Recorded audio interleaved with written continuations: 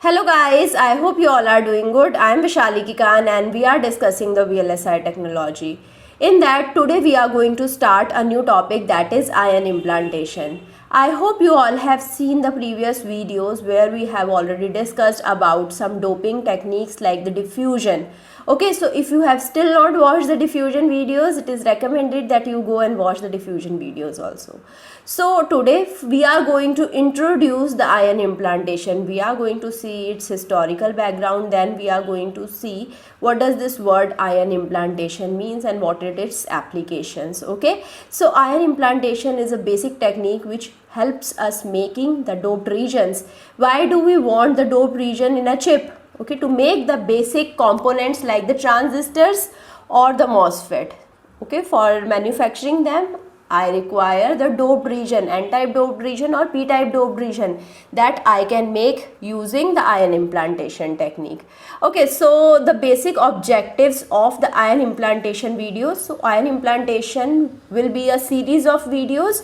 I hope you will be seeing all of the videos related to the ion implantation, and after watching all of the videos you will be able to list at least 3 commonly used dopants. Okay, we are going to talk about the dopants in the next video itself. Okay, after that we are going to identify the 3 doped areas where we want doping and how we can identify the doped regions. Okay, then we are going to describe the advantage of ion implantation, why it is used, where it is having advantages over diffusion process, as diffusion and ion implantation process are doing the same things, where I need to do the ion implantation and where I have to stick with the diffusion process, that I need to know. Okay, then we are going to describe the major components of an implanter. Ion implanter is a very important device which we use in the IC fabrication. So we must know about it, we must know about all of the components in the ion implanter. Then we are going to discuss about the channeling effect.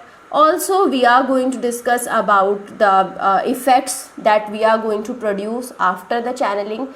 We are going to talk about the damage that is done on the wafer due to the ion implantation process. We are going to discuss about 2 types of damage, 2 types of stopping mechanism as well. Okay, we are hitting the substrate with the ions. Now we want to stop the ions when they hit the surface. So there will be some stopping mechanism. We are going to discuss about them. We are going to discuss about the relationship of ion range and the ion energy.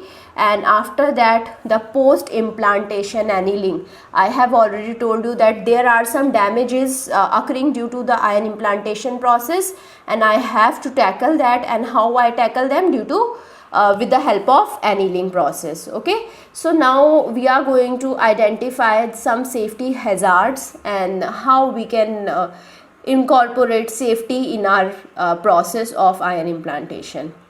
Okay, so as in whole I will be dividing the whole unit into introduction, safety, hardware, process and summary. So I hope you will be watching all of the videos very carefully and you will be understanding all of the processes. So coming to the wafer flow process. Okay, so now we have already talked about this diagram a lot of times and I hope you understood a lot of components related to it. Like we have already studied about the materials, what materials that we use for the IC fabrication. Okay, then we have already talked about the wafers, how we manufacture the wafers, the basic material of the wafer. Then we have talked about the designs that we make, the photolithography process. Okay, we have talked about the thermal processes. We have talked about the photoresist implantation and the etching of the photoresist layer as well. Okay, so after this we will be going to discuss about the metallization, chemical metallical polishing and the dielectric deposition. I hope you will be staying with me till the end of this video lecture series, and after that you will be understanding the VLSI technology very well. Okay, after that at the end we are going to the testing, packaging and the final testing stage. So where we have the ion implantation. Ion implantation is a part of thermal process, where it's not a thermal process actually, but I am doing it in the place of diffusion, which is a thermal process. So I am categorizing it in this block in the thermal processing block. Now coming to the history. What is history related to the ion implantation? Actually, ion implantation was introduced way before, but it was used much later. Okay, so the idea was proposed by Shockley in 1954, but it was used for the mass production only after 1970s. Okay, before ion implantation, what were we using then? We were using the doping from 1954 to 1970s for the mass production as well. But there were various problems associated with the doping process. Like if I talk about doping, in the doping is done at a very high temperature. And at the high temperature, there will be some damaging introduced into the surface. Also, apart from damage, we will be having some profile which are uncontrolled due to the high heat.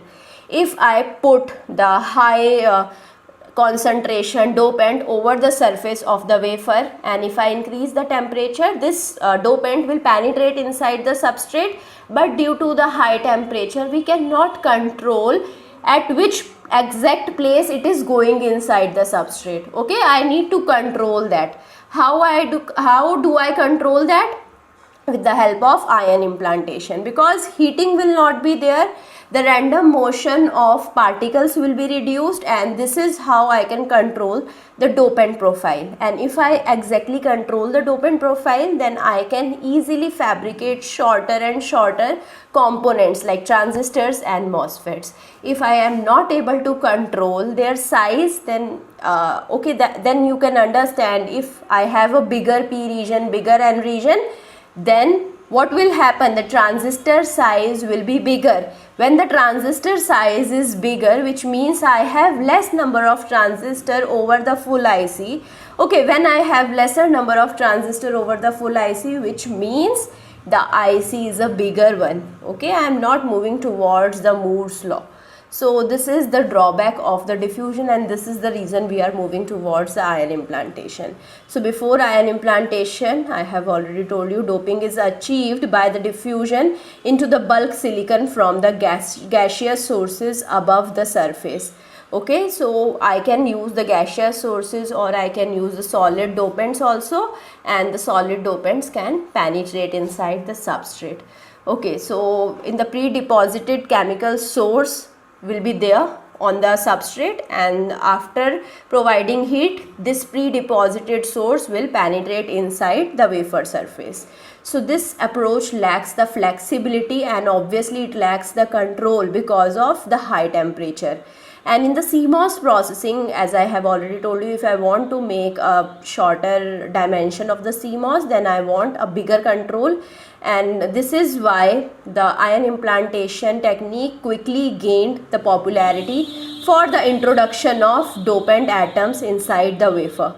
Okay, so if I am talking about the modern implanters, the modern implanters were developed from the particle accelerator technology. Okay, what we want high energy ion.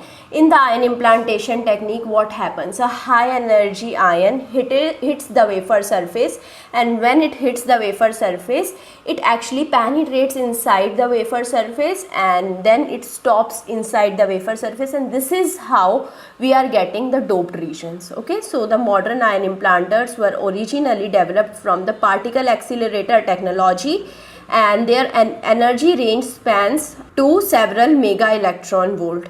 Okay, so you can see, if I talk about the wavelength, it is a few nanometers to several microns in depth range.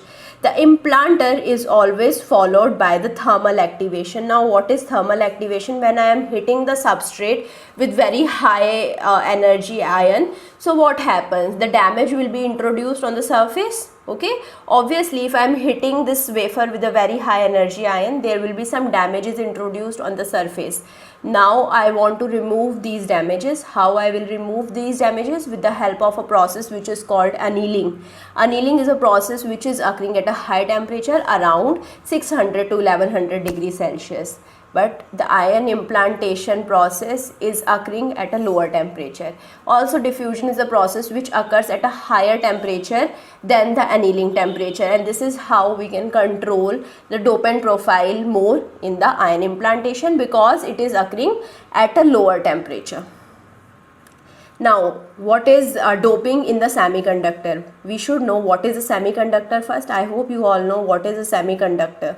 We have already talked about it in one of the previous videos. In one of the very starting videos, I have talked about the semiconductor, N-type dopant, P-type dopant, why semiconductor need to be doped. I have talked about all of them.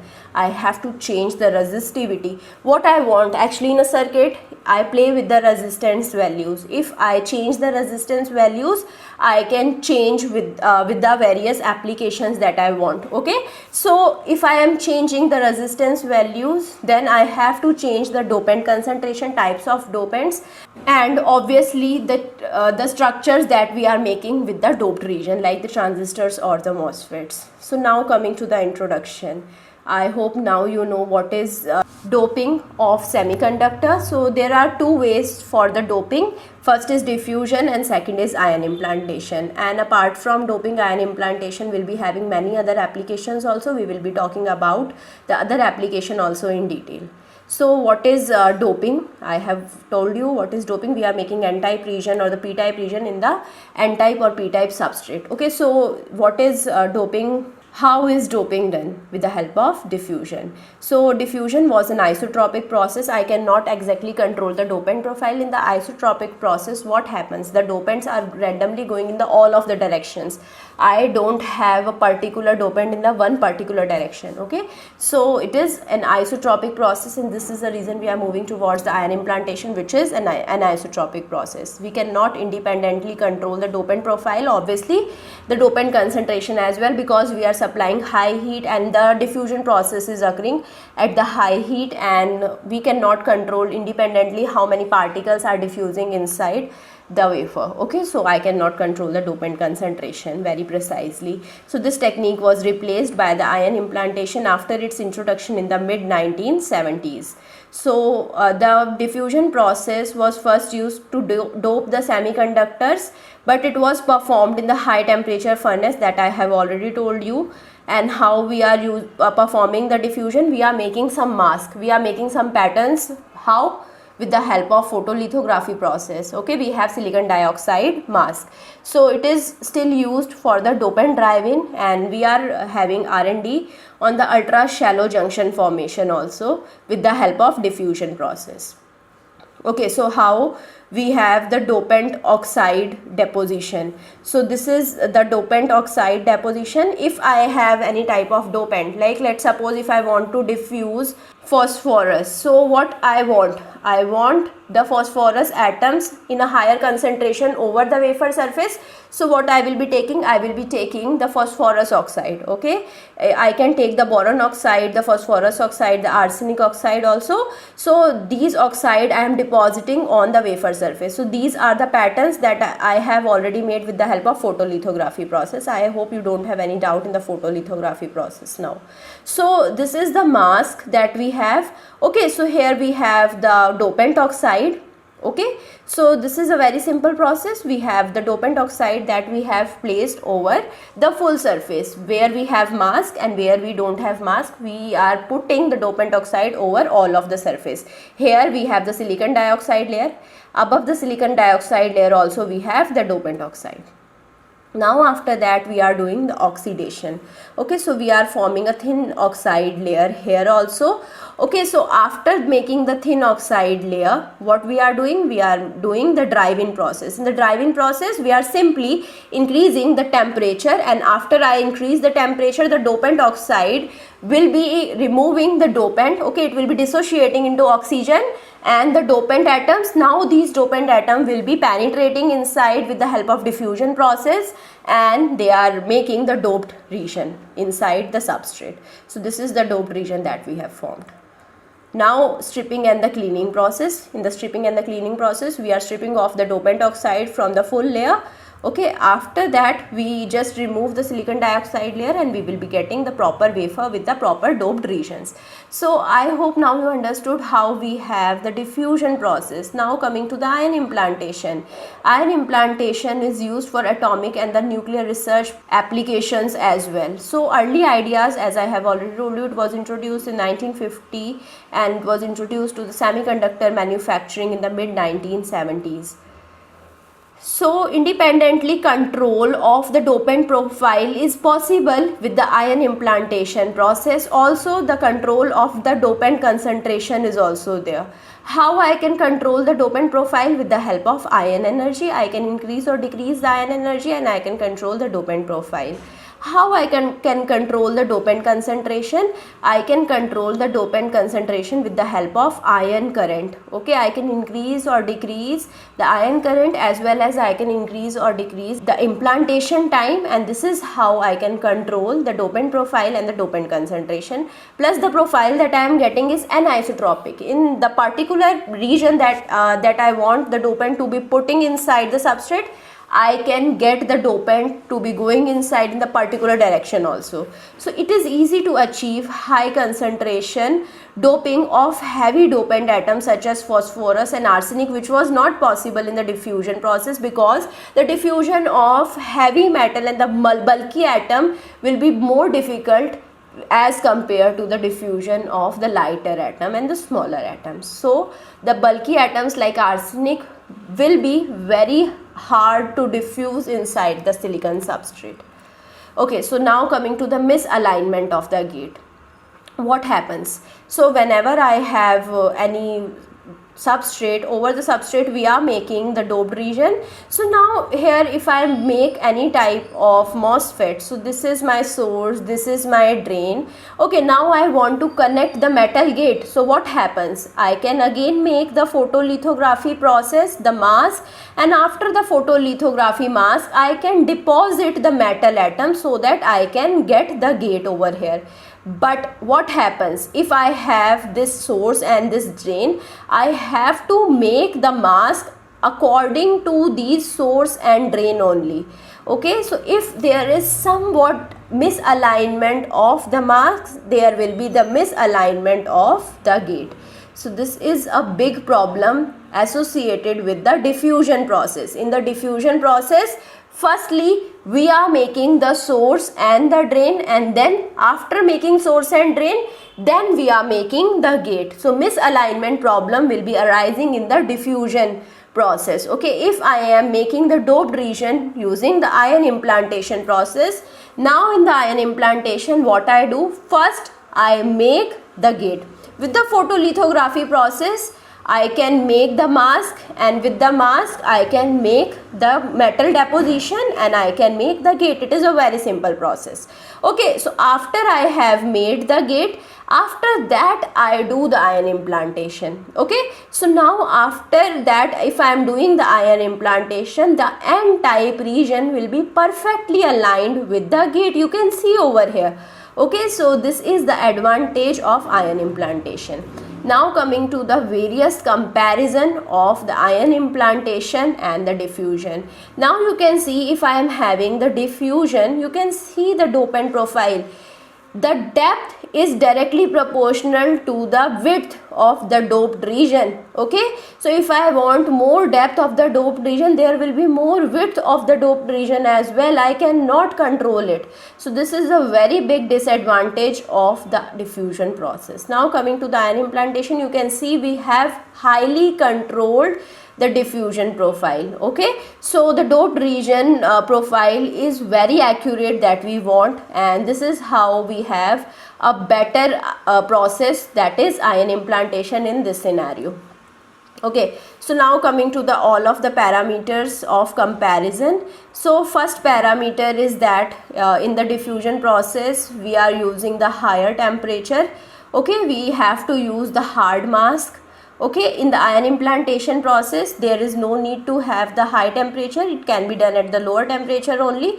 So what is a diffusion process? The first is definition, that is why I left it blank. The definition now you all know. In the diffusion, we are putting higher concentration of atoms over the substrate. In the ion implantation, we are hitting with the dopant atoms, and this is how we are getting the doped region. Okay, so now in the ion implantation, we can use the photoresist mask. There is no need to have the hard mask like the silicon dioxide. In the diffusion, we are getting the isotropic dopant profile that we have already discussed. In the ion implantation, we are getting the anisotropic dopant profile. The diffusion cannot be independently controlled, and we have the dopant concentration which is varying, okay, and the junction depth also we cannot control. The width also will be increasing if I am increasing the depth. So in the ion implantation, I can easily independently control the dopant concentration, also we can control the junction depth.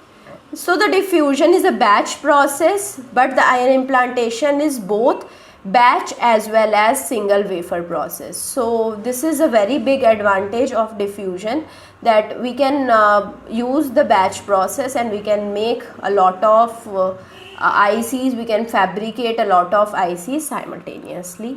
In ion implantation, the manufacturing process will be costlier if I am using the batch process. So now coming to the ion implantation control, how we are controlling, I have already told you. I can control the beam current and the implantation time to control the dopant concentration. Ion energy will control the junction depth, and dopant profile will be anisotropic.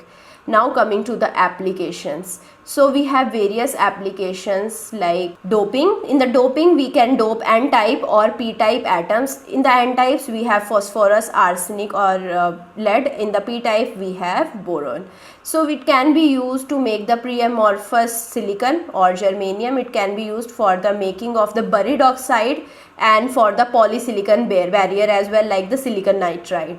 Okay, we have some other application that I was talking about. The other applications are oxygen implantation for the SOI chips. Okay, I have already talked about silicon on insulator, and this is a very good application of the ion implantation process.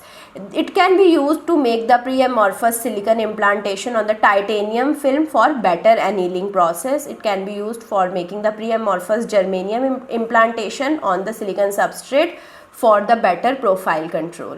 So I hope you understood what is ion implantation and the various things associated with it. So these are the references. I hope you will be understanding all of the things related to the ion implantation. If you want to understand it in detail from these books, these are amazing. So I hope you like this session. If you have any further doubt, you can put the doubt in the comment, and I will be trying to resolve your doubt as soon as possible. I hope you like this session.